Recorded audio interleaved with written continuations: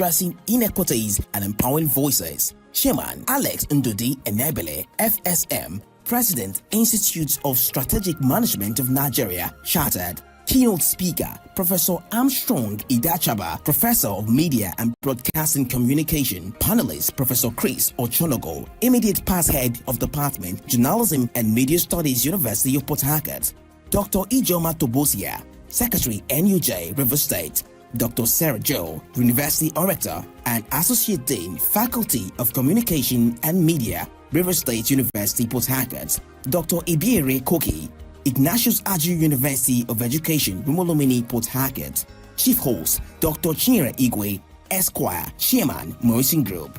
Date, Tuesday, 10th March 2026. Venue, Gate Place Hotel, Kilometer 5, East West Road, adjacent Obirikwere Flyover, Rumosi, Port Harcourt. Time, 10 a.m. For more information, please call Kainde Paul Obofade, 081-063-41777 or Samuel Ajinwo at 090-454-00744. Signed, Management. From the line across the ocean to the land beyond the mountains, through the Sahara, we bring on sport news, live analysis, expert discussions on trending stories.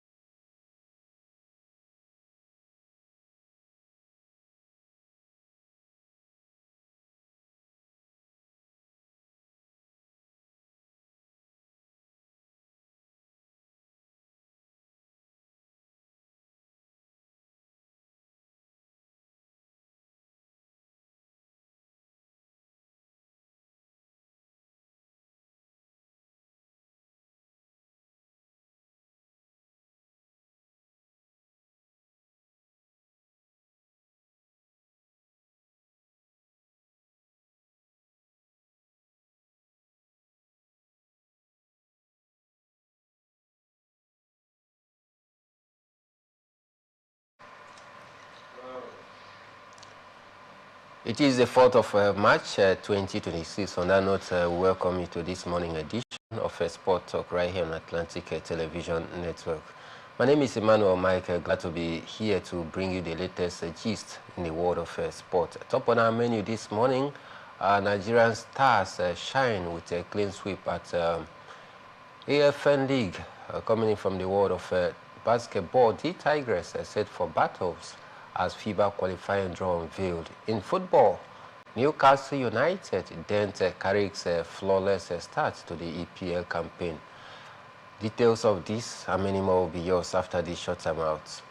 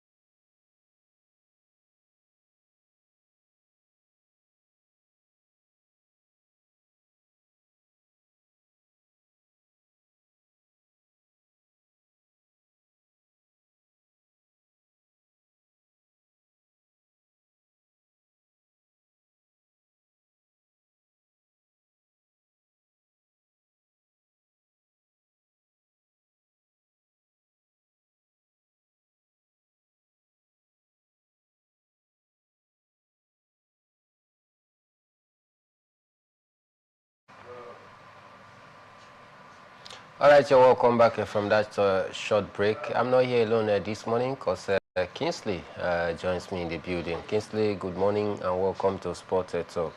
Mike, thank you very much for having me. Nice to be here this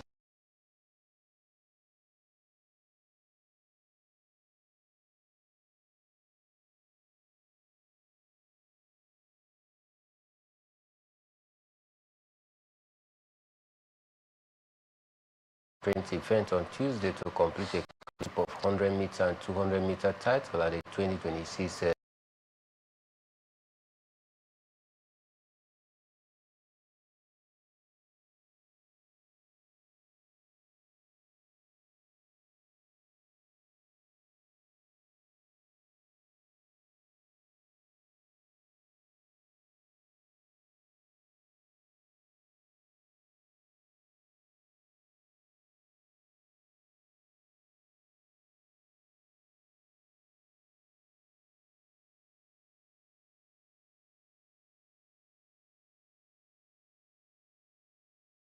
impressive performance. I think something huge. I think on Monday we were talking about him winning the 100 meters, of course, events, and now he's also putting up. He has also put up another impressive performance. So it's a good one. We just hope that he keep up, of course, the consistency. Looking at the fact that where the Athletic Federation of Nigeria can be, of course, having that ambition of him to global competition, taking a look at, of course, his performance so far. I think it's a good one. Looking at the fact that at least we're having a new name on board at this point in time, I think it's a good addition. We just hope that the Athletic Federation of Nigeria will have to do the needful, create a proper platform where these athletes, of course, will be able to gain the opportunity to, be that very much, exposed, take them to global competitions.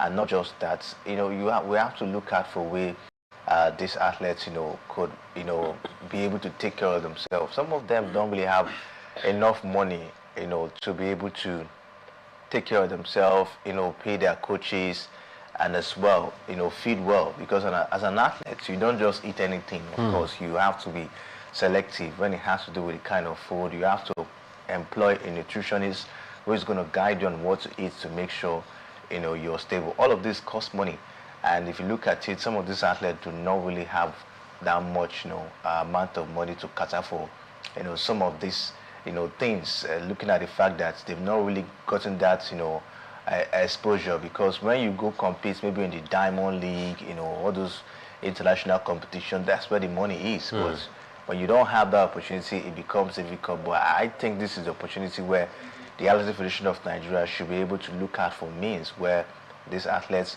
can gain maybe scholarship or something, go out there, be able to do something for themselves. I think a few years ago, there was this adopt an athlete, thing that was brought in by Sunday Dare. That was when the likes of Toby and Musan, I think people feeling also benefited from that. We saw corporate bodies coming up, to sponsor them, their education, scholarship, and all of that. That was where they were able to gain a lot of money to pay their coaches and be able to get a lot of international exposure. So for me, I think when a talent is being discovered in this manner, there should be a proper platform where we can look at for how they can, of course, be nurtured and grow, so that tomorrow we can have possible replacements when the big names, will have already, tend to retire. But for me, so far so good. It's been a good one for Ezeoku. We just hope that he continue with this momentum. Great outing for Ezeoku and Chinonso so far. They've been the outstanding performer at the ongoing AFN League. And what is in for these two athletes is about preparation, it's about conditioning, it's about taking care of them, it's about looking out for these new ones, so that at least they can be properly groomed for future events. I tell you, it's been an exceptional display from Chinonso, and Chidera have carefully followed their outing so far at the ongoing AFN League. Away from that, Texas Tech track and field coach West Ketley has tipped Nigerian high jumper national record holder Temitope Adesina to break the NCAA record following her sustained impressive run at the collegiate circuit. Additional secured her third straight Big 12 indoor jump title last Friday with a clean sweep. And Kingsley, we talked about additional just a few days ago about her sustained impressive outing so far. And one of the coaches has actually identified her as indeed one to watch out for. Nigerian athletes across board in Europe, they are doing exceptionally fine so far. And I think this should be a great advantage for the Nigerian Athletic Federation after a whole lot of dramas here and there for some of the Nigerian athletes that have also switched allegiance, to other countries. The truth of the matter is, with the Athletic Federation of Nigeria being able to utilize these talents, that's another thing. When it comes to high jump, I think it's been a long time we really participated in high jump. Once we've been participating in the events, of course, when it comes to jump is long jump, so far. But you talk about high jump, Team Nigeria would not really, of course, be that active when it comes to do with high jump. So for additional coming up at this point in time and being given this credibility, I think is something that the Athletic Federation of Nigeria should look at. For high jump is one of the events, so many countries use it to rack up medals, in global competition like the Olympics. We talk about the Commonwealth Games, but sometimes we do not participate. We're not active when it comes to do with high jump. What we're doing is long jump, where of course I think Brumi has been that bit fantastic. But if we can maybe incorporate this into into our sports, as one of the sports, of course, we'll be showcasing whenever we go for international competition. I think for me it will go a long way at this point. That's why I asked the question: will the Athletic Federation of Nigeria be able to utilize this talent? Will they just say, oh, we don't want to involve ourselves in high jump, let's just do something else at this point in time? This is a talent that is looking very promising, and it's time for them to be able to look at for a way as give her the necessary attention, and then look out for how we can also be active when it comes to do with, of course, the high jump. For Additional, I think she's been showing some impressive sign, and we'll look out for what, of course, the future holds for her.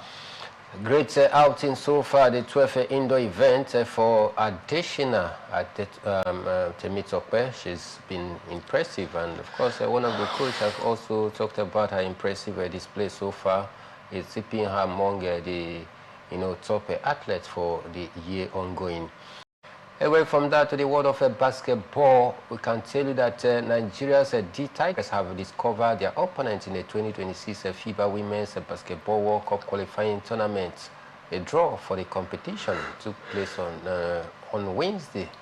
The Tigers, who are the reigning African champions, will face Colombia, the Philippines, Germany, South Korea, and France in a qualifying series. The tournament will hold in Vauban, Lyon, and France. Teams will battle for spot the World Cup in the competition.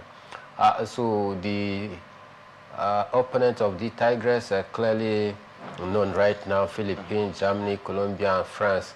Out of these teams, Kingsley, do you think that the Tigers they can pick the World Cup tickets?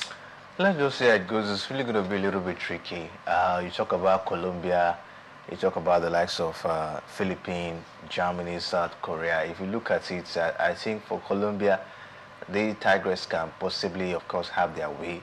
For Philippines as well, I think yes, they can also have their way. But when you talk about Germany, and then you talk about the likes of France as well, there's a very tough side when it has to do with female basketball. So that's where I think it's really going to be a tricky one, for the D Tigers of Nigeria. But you talk about the D Tigers, we've seen them shown strength, and resilience, over the years. We saw what they did in the last Olympic Games in Paris, where they went all the way to the quarterfinal, and they were able to put up a record for themselves right here in Africa. No basketball team, male or female, has ever gotten to that height.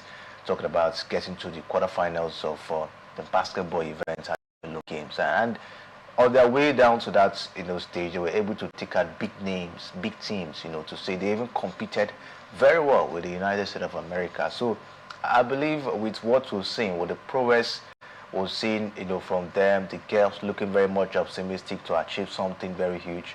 The coach Renan Wakama, very well experienced, coach as assistant. I think they have what it takes to even challenge the very best in this, qualifier, the likes of Germany and France. So I'm not really afraid. I think if you look at it, the Tigers of Nigeria, they still stand a chance, no matter the opposition at this time. The Tigers stand a chance despite the huge mountain standing before them. That mountain includes Colombia, Philippines, Mexico, not also forgetting France, Germany in that very order. So with the ongoing in-house fighting within the Basketball Federation, we just hope that this will not in any way affect the D Tigers negatively in their quest to get the World Cup ticket as they be paired among some of the top teams in Europe, especially Germany and France. But Philippines, just maybe we can have it an easy ride, and Colombia as well, just maybe the African champions can have their way through. But a big obstacle remains Germany and France, no doubt. But we just hope that the team, yes, with the coach Renan Wakama, can be able to, get the World Cup tickets for the Tigers. Anyway, from that to the world of boxing, we move this morning as Iron Boxing Complex has come alive with intense action as no fewer than 128 boxers battle for places at the national trials. The athletes comprises 101 men and 27 women, including 4 diaspora boxers, all competing for 10 coveted spots on Team Nigeria's boxing squad to the 2026 Commonwealth Game in Glasgow, that is Scotland. Secretary General of the Nigerian Boxing Federation, Vivian Azimene, on Wednesday said the trial initially had provision for 3 male and 3 female boxers. She, however, said the number was increased to 5 female and 5 male boxers. Kingsley is the 3 at the national trials the Boxing Federation have organized, and we've seen some diaspora boxers also coming back home to compete in this national trial. But then one thing that remains very key and evident is that most time, not just the Boxing Federation, other federations as well, when they throw open a camp for a national trial, there seems to be some preferences given to the foreign-based athletes compared to their the home-based athlete. I don't know, this time around, we expected to see a change of narrative where, athletes or boxers will be given equal chance. Yeah, well, I think it really calls for concern, at this point in time. But at the end of the day, you ask yourself, first and first, how about the home-based athletes? How good are they? All right, it's a Commonwealth competition. You can't just carry somebody or pick somebody who is not really that, formidable, who is not really that, experienced, to go and fight. All right. I think for me, I think it boils down to who merits it, at the time. I don't want to look in the case of, is it a foreign athlete or a home-based athlete? It's a competition, and we have to go with the best. All right. So if at the end of the day they discover that we have about few home-based boxers who can, of course, who can get the job done, fine and good. I think they should possibly pick the person. If the foreign-based boxers are also good, we can still go with them. This time is about who is good enough for the competition. It's not, let's put up preference for these, or there must be home-based, and all of that. Sometimes it hinders our performance. So for me, I think we really have to go, with the best. It calls for a lot of awakening at this point in time. The Nigerian Boxing Federation, are they really doing a lot when it has to do with the home-based boxers? All right, are they really giving them that exposure to be able to stand toe-to-toe with the foreign ones? At the end of the day, do they really have that, experience? Do we see boxing, events regularly down here in Nigeria where boxers, of course, come to compete?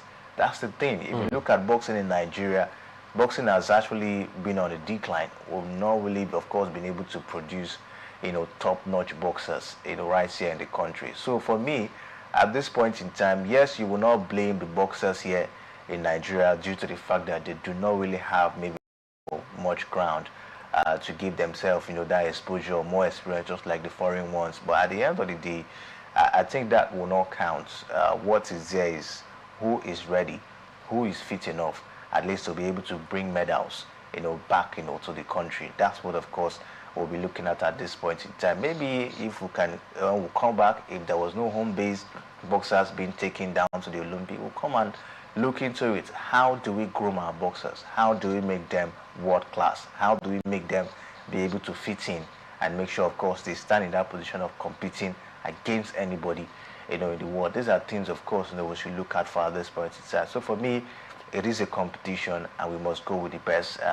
Talking about preference, I don't think it's time for we to look at it. Look at that at this point. Let's go with the best. Then we can come back home and see how to resolve our issues. Let's go with the best and then resolve our issues behind closed doors. Meanwhile, still talking boxing, we can also tell you that before the trial kicked off, the wars and honor for the late Hogan Kibasi, yes, the former featherweight world champion and the British Nigerian pugilist whose legacy continue to serve as a reminder, a timely reminder for Nigerian boxers.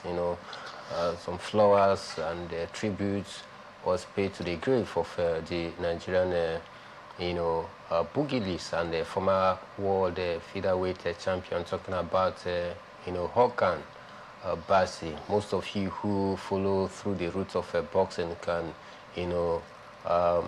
understand this name properly, because he did Nigeria proud during the 70s, 80s, so big one and a great respect for Hogan Basi. Away from that, but still in the world of boxing, we can also let you know that Anthony Joshua is undergoing intensive treatment on his ribs as the two-time world heavyweight champion continues physical therapy months after the horror crash that claimed the lives of two of his closest friends in Nigeria. Joshua, who is 36, was involved in a fatal crash on the Lagos-Ibadan Expressway on December 29th, just 10 days after knocking out Jake Paul in a 6th round in Miami. All right, we'll take a quick break here from the non-footballing stories. When we are back in the second half, we talk everything that you need to know about football. Don't go anywhere, because we'll be back shortly.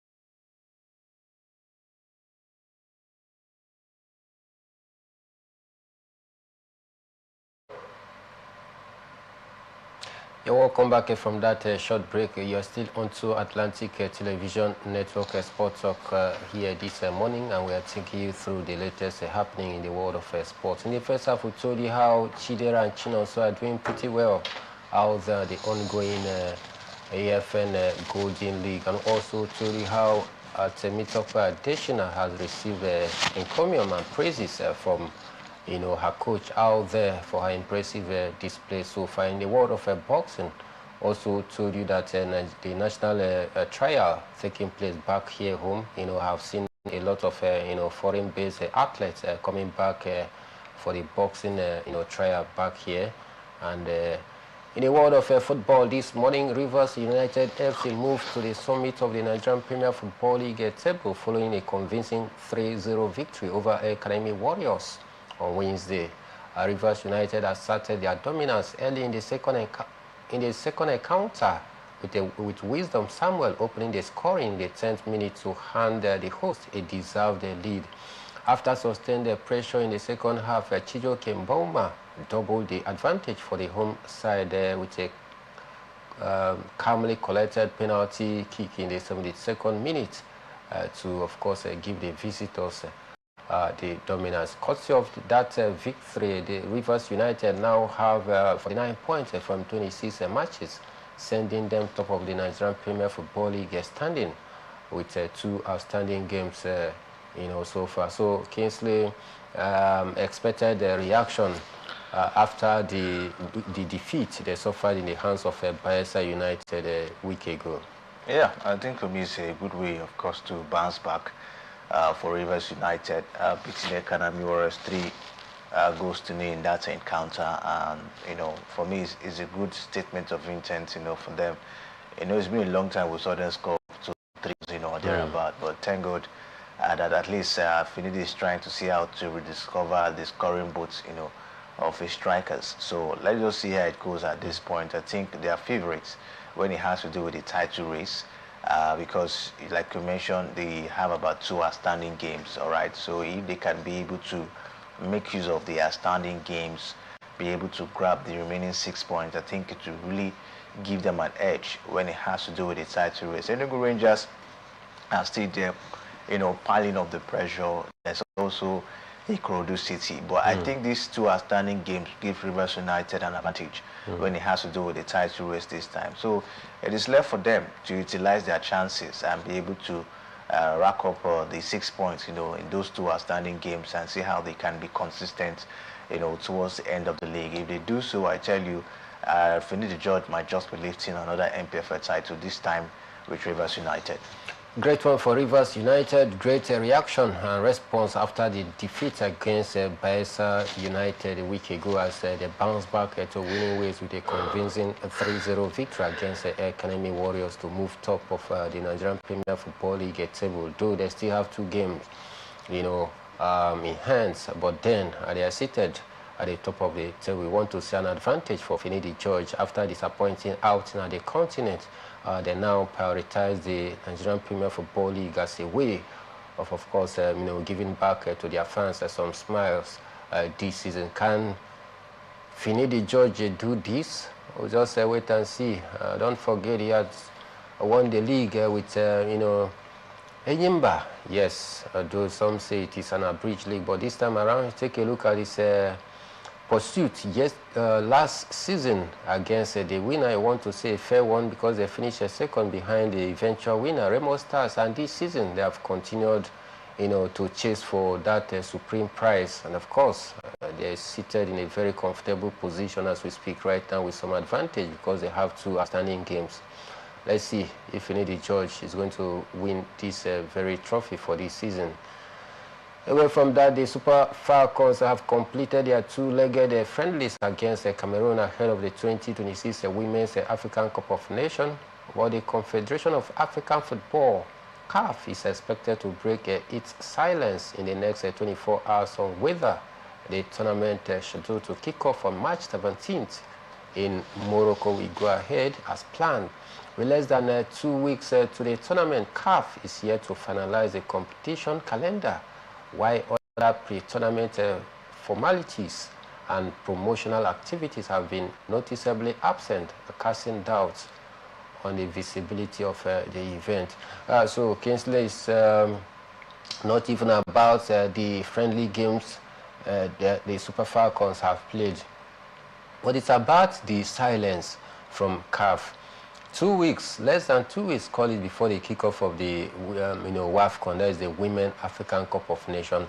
CAF are yet to plainly tell member nation whether or not this competition is going to take place. Of course, you know that Morocco, some point they say they were not going to host it again. At some point they say they never said so. It's more like back and forth. But since then, CAF has not yet come out playing. Even some of the pre-tournament that they were supposed to organize and some other things, even accreditation to some media personnel or houses that were supposed to cover this event have not yet been done. And you cannot go to book for your passport or ticket without your accreditation.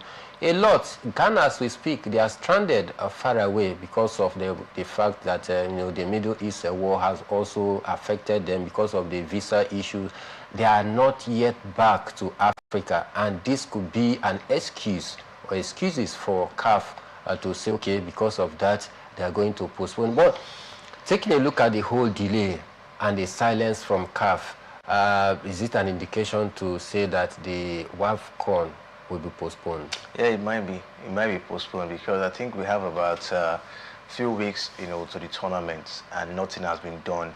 CAF is not sure if the competition will be held in Morocco at this point in time. It takes a whole lot to prepare for this tournament. So at this time, if nothing has really been done, it means there's a possibility the tournament might be postponed because you can't just rush everybody and, of course, tell people to just come, at a very odd time. It will really disrupt a whole lot of things. We might see a lot of disorganization, when it comes to this tournament. So it's really a sad one, at this point in time that Morocco, they're not giving that green light, of hosting the tournament. Maybe it could be as a result of, maybe what happened in the African Cup of Nations that just got concluded, or the crisis and all of that. Probably they are trying to bring calm, to the country. Of course, you are aware that, so many Moroccans are not even really happy on how the government are investing money, in sports. Some are saying they should bring the money,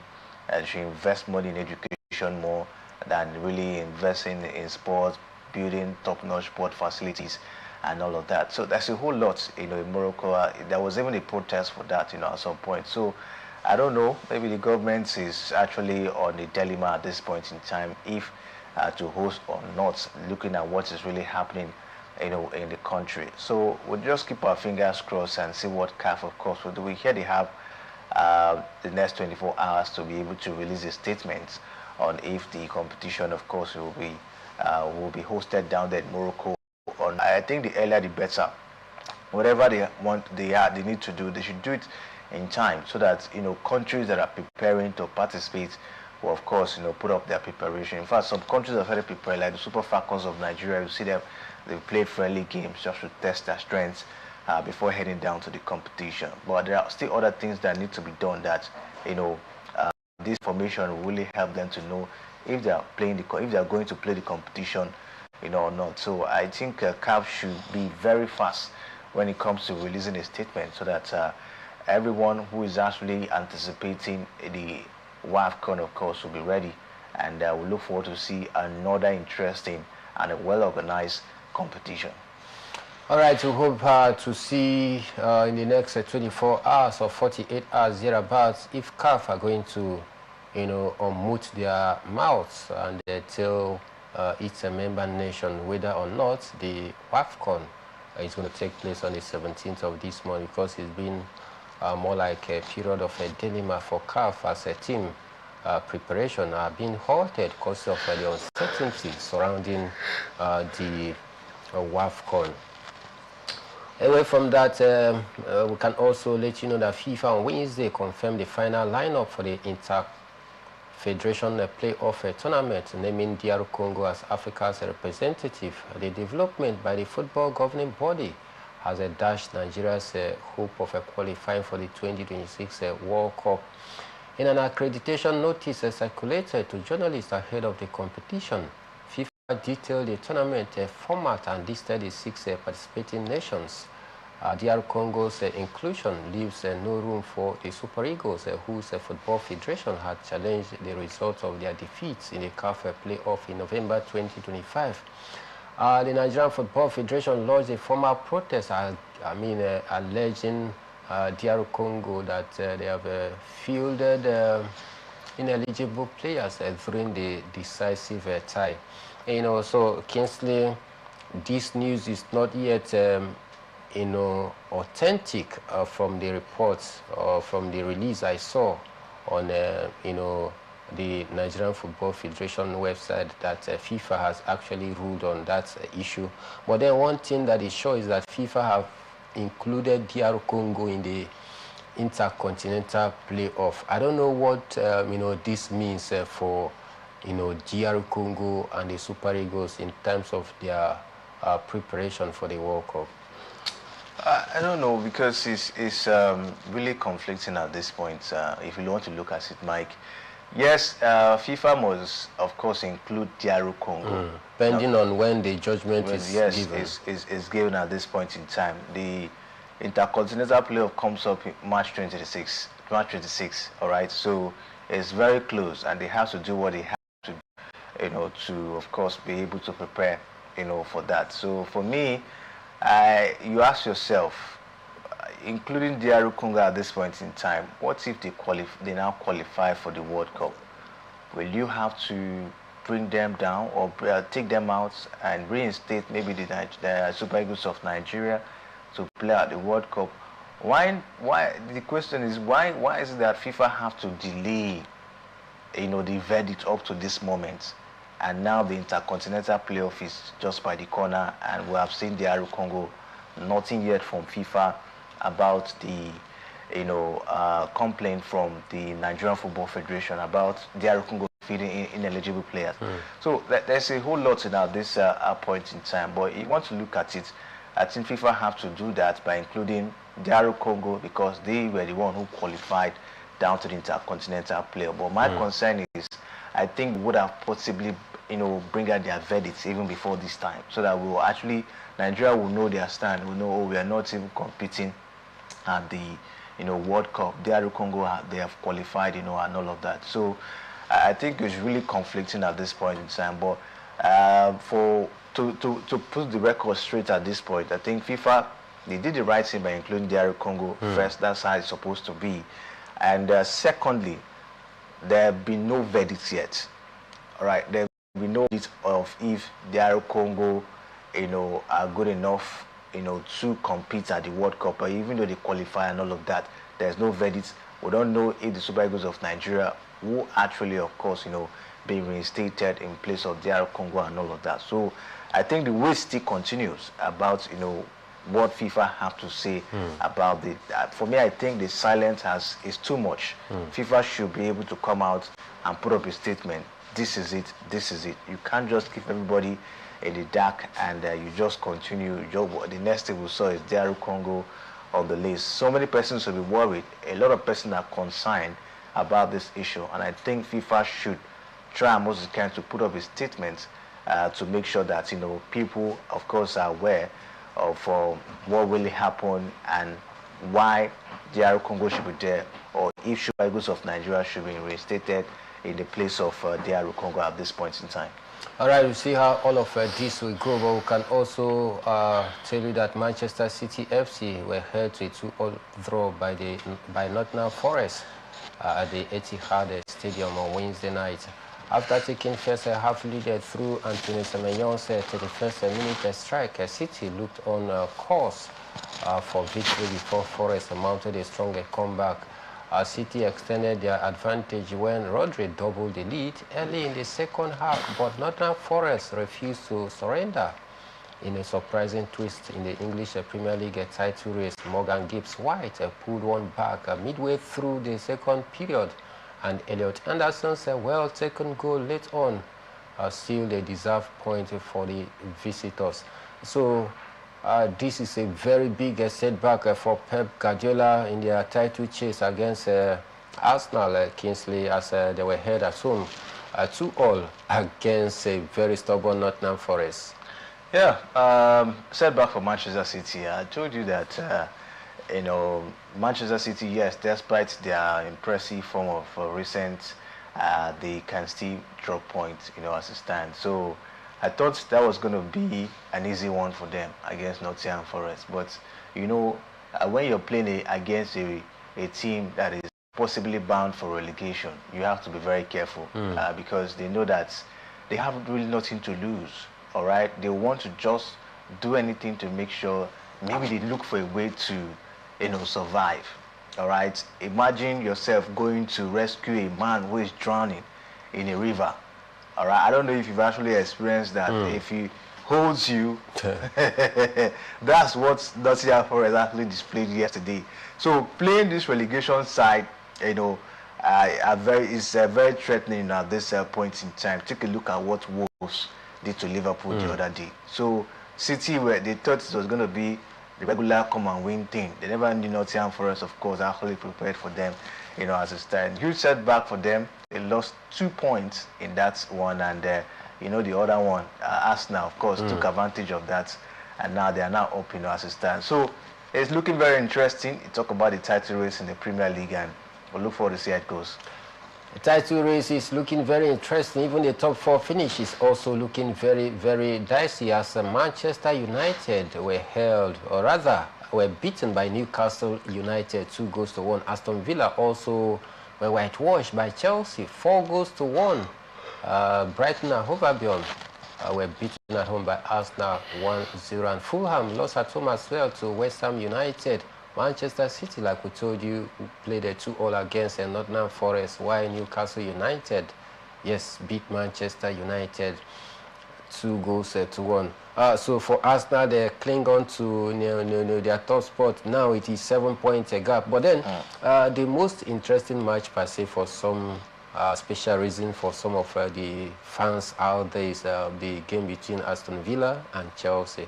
Aston Villa, before you could say Jack in the first minute, they took the lead, and it was looking more like a bad day for Chelsea. But then they were able to shave that, you know, first half threat from Aston Villa to score 4 past Aston Villa.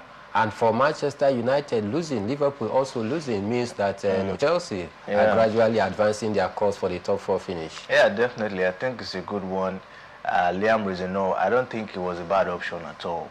Where you take a look at, you know, how he has been able to take this Chelsea side, you know, to so far. So for me, it was a good comeback, you know, for Chelsea. You know, they were able to hold their calm and, of course, be able to push out to score 4. I never knew, of course, they were going to score up to that, you know, amount of goals, you know, yesterday. So for me, a good one for them. We just hope that, of course, you know, they keep fighting and try to, of course, find their way to play, you know, Champions League football come next year. For Manchester United, was a very sad day for them. You know, the impressive record of Carrick was halted yesterday by Newcastle United, and I think it's time for them to reflect. To just hope that, you know, this particular defeat will not bring weakness, will not lower their morale, all right, because such kind of defeat sometimes could be the starting point of a struggling performance, you know, sometime. But I just hope that they are that team that can be able to pick themselves up under Michael Carrick and see how they can, of course, continue to strengthen their top 4 chase, you know, at this point in time. Sometimes it happens. We only say, you know, Carrick is this guy. I know some person might want to come for him at this point in time. Everybody expects you to be good at every point, but a single time maybe it goes bad, especially when it comes to football, you become the talk of the town. So I just hope that the fans will forgive Carrick and, of course, continue to hope on him to do the needful for them this season. All right, the fans should forgive Michael Carrick, because it's been a great job for him, and there are still games to come. We hope that he can be able to finish within the top 4. But we can also tell you that in the Spanish La Liga, Real Vallecano beat Real Oviedo 3-0 and in the Bundesliga, Hamburger SV lost to Bayern Leverkusen 1-0. And we can also let you know that Lukman Ademola is set to make a record for himself for become, yes, the first Nigerian after Daniel De Bull Amokachi did so with Barca in 1997 to win the Copa del Rey after Atletico Madrid breezed past Barca in the second leg of the Copa del Rey semi-final. Though they were beaten 3-0, but cost of their 4-0 victory in the first leg, give them the advantage. And in the UEFA Champions League, we can also let you know that Turkish fans, that is especially Galatasaray fans, have been banned by UEFA because of crowded trouble in their second leg playoff Champions League clash against Juventus. So their fans might not just be in the party or in the plane to support Galatasaray in their knockout clash against Liverpool. When we are back in the evening, we'll do it to take you through some of other big stories in the world of sport. I did a show this morning alongside Kingsley Emmanuel. My name is Emmanuel Michael.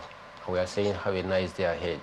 The board, management, and staff of Morrison Media Group presents the 2026 anniversary celebration lecture of Morrison Media Group. Theme: Media's role in shaping social change, addressing inequities, and empowering voices. Chairman Alex Ndudi Enebele, FSM, President, Institute of Strategic Management of Nigeria, Chartered. Keynote speaker, Professor Armstrong Idachaba, Professor of Media and Broadcasting Communication. Panelist, Professor Chris Ochonogo, Immediate Past Head of Department, Journalism and Media Studies, University of Port Harcourt. Dr. Ijoma Tobosia, Secretary, NUJ, River State. Dr. Sarah Joe, University Orator and Associate Dean, Faculty of Communication and Media, River State University, Port Harcourt. Dr. Ibiere Koki, Ignatius Aju University of Education, Rumolomini, Port Harcourt. Chief Host, Dr. Chinyere Igwe, Esquire, Chairman, Morrison Group. Date: Tuesday, 10th March 2026. Venue: Gate Place Hotel, Kilometer 5, East West Road, adjacent Obirikwere Flyover, Rumosi, Port Harcourt. Time: 10 a.m. For more information, please call Kainde Paul Obofadi 081-063-41777 or Samuel Ajinwo at 090-454-00744.